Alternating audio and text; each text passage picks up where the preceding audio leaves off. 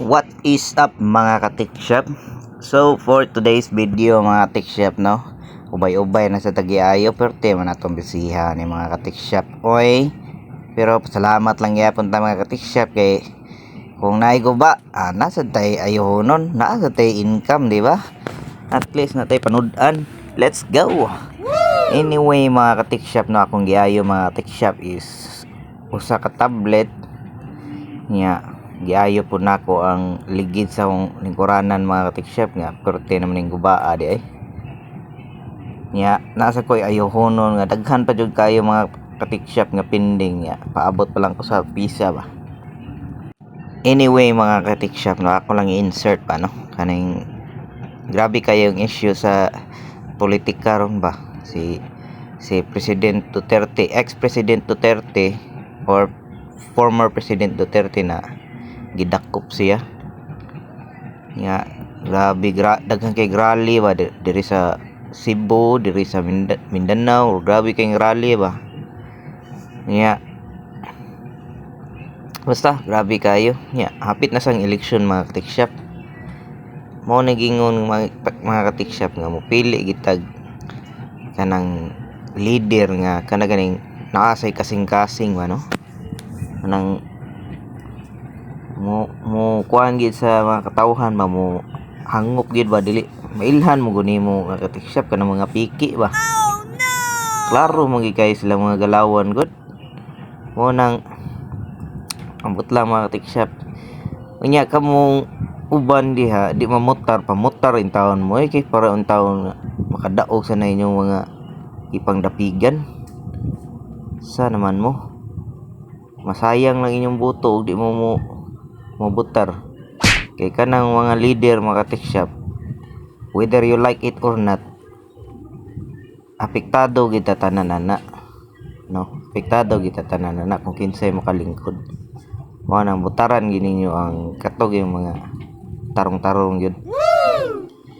Naalang sa ko i-add mga ka-TechShop no kaning katong ako ning gi-post before katong presidential elections about kaning money will magnify the habit.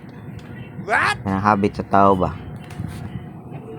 So ay pasabutan na mga TechShop. Pasabutan na kung ang usa ka tao mudaghan ang iyang kwarta, ang iyang habit mas mo kusog, mas mo grabe ang iyang habit. So for example mga TechShop, positive lang sa positive kung kani siyang tawhana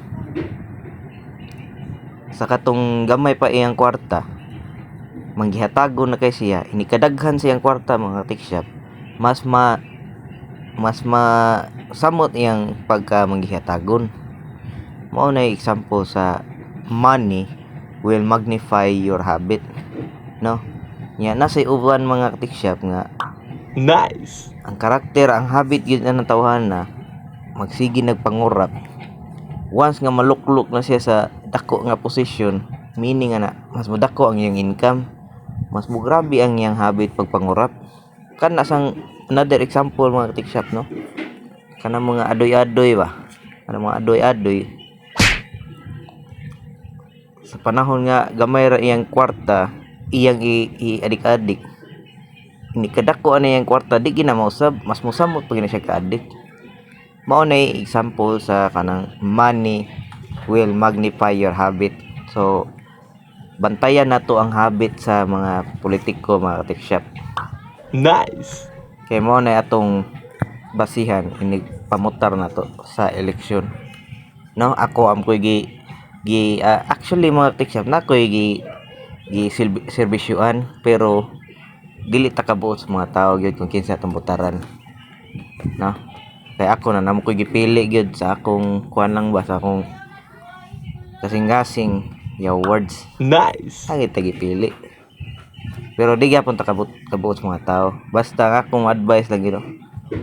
Obserbahin ninyo ang ilang habits kay once nga naan na sila sa position meaning naa sila igong income ma-magnify na ang ilang habit. So kung tan-aw nimo sa usa ka tawo workaholic gani na siya inikadaghan na iyang kwarta, mas musamot na siya ka workaholic mga ka-tech shop. Nice. Alright, let's go!